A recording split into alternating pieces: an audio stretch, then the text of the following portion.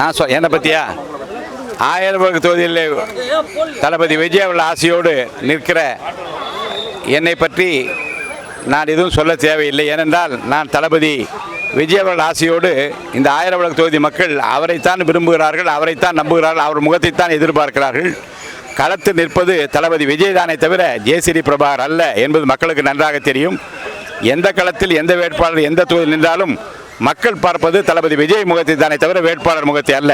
அந்த வகையில் ஆயிரம் தொகுதியில் தளபதி விஜய் மீது மக்கள் வைத்திருக்கிற நம்பிக்கையை ஒரு மிகப்பெரிய எழுச்சியாக என்னால் பார்க்க முடிகிறது. அந்த எழுச்சி தொகுதி முழுவதும் எதிரொலித்துக் கொண்டிருக்கிறது. தளபதி விஜய் அவர்கள்தான் முதலமைச்சராக வர வேண்டும் என்று மக்கள் விரும்புகின்றார்கள்.